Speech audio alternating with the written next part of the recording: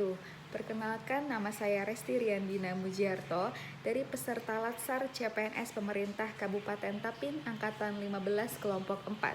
Pada hari ini saya akan memaparkan tugas video presentasi analisis isu efektivitas kinerja individu berdasarkan tupoksi. Berikut presentasinya.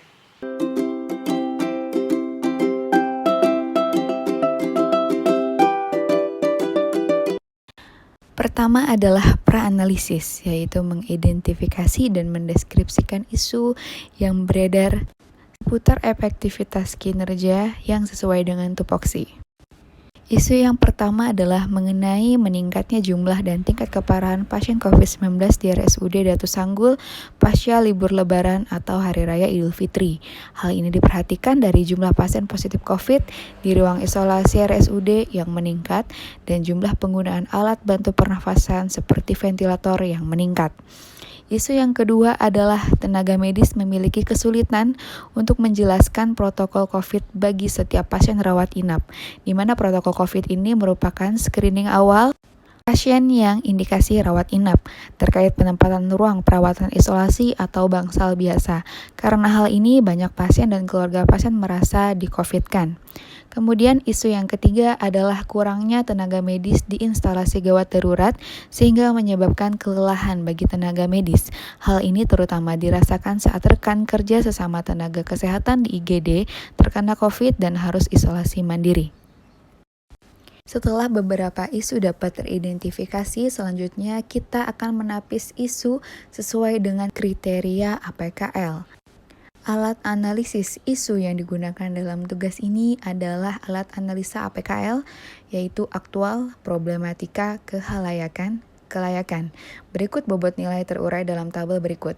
Kita membuat 5 bobot, berikut keterangannya. Bobot 5 itu sangat kuat pengaruhnya, bobot 4 kuat pengaruhnya, bobot 3 sedang pengaruhnya, bobot 2 kurang pengaruhnya, bobot 1 sangat kurang pengaruhnya.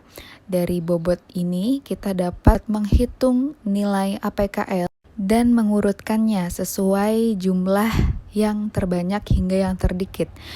Dari sana kita dapat melihat isu mana yang bisa diangkat dan bisa diselesaikan permasalahannya.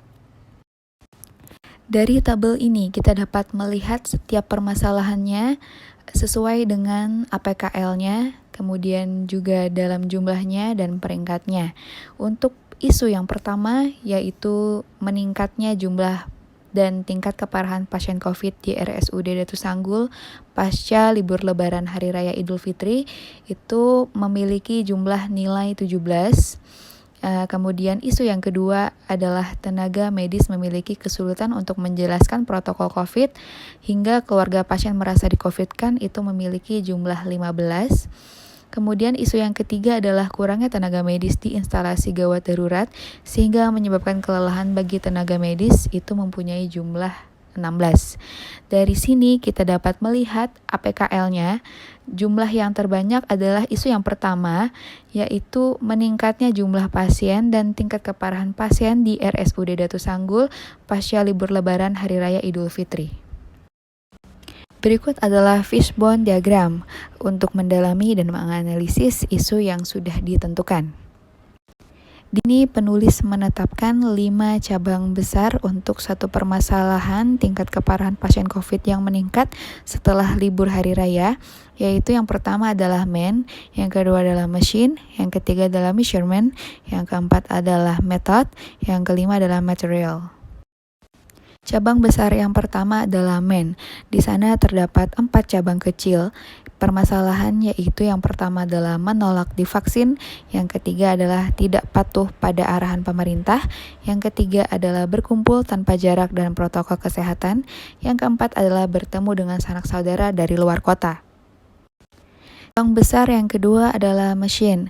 Di sini terdapat satu permasalahan, yaitu waktu tunggu yang lama untuk hasil swab test PCR, karena swab test PCR adalah golden standard untuk mendiagnosis COVID-19. Cabang besar yang ketiga adalah measurement. Di sini juga terdapat satu permasalahan, yaitu pemeriksaan swab test rapid antigen atau PCR yang tidak merata. Dasar yang keempat adalah metode. Di sini ada dua permasalahan, yaitu kurangnya sikap tegas dari pemerintah dan longgarnya penjagaan dari pemerintah untuk masyarakat terhadap larangan mudik.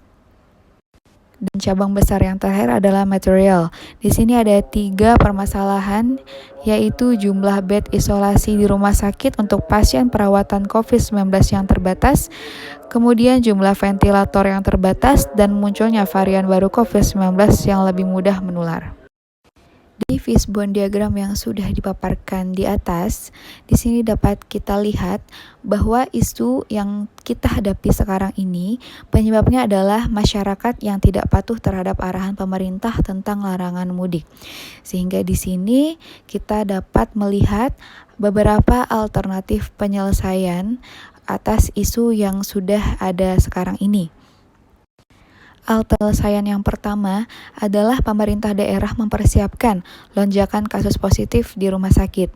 Tahapan setiap alternatif ini yang pertama adalah menyediakan bed lebih banyak, yang kedua adalah mengkoordinasikan rumah sakit agar bekerja sama dengan BPBD Dapin, yang ketiga adalah pemerintah membuka kembali tempat isolasi mandiri bagi pasien tanpa gejala maupun dengan gejala ringan.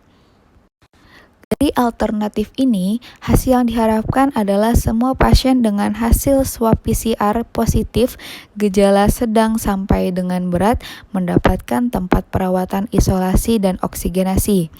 Dan pasien positif dengan gejala ringan atau tanpa gejala dapat isolasi mandiri di tempat yang telah disediakan oleh pemerintah daerah. Di sini pun kita dapat melibatkan para pihak, yaitu pemerintah daerah, yang kedua adalah rumah sakit, yang ketiga adalah BPBD, yang keempat adalah puskesmas. Alternatif penyelesaian yang kedua adalah mempermudahkan sistem rujukan ke rumah sakit lain terhadap pasien dengan gejala berat yang membutuhkan ventilator.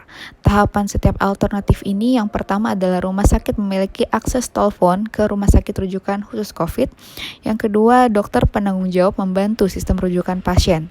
Hasil yang diharapkan adalah pasien dengan gejala berat yang membutuhkan ventilator segera mendapatkan penanganan gagal nafas.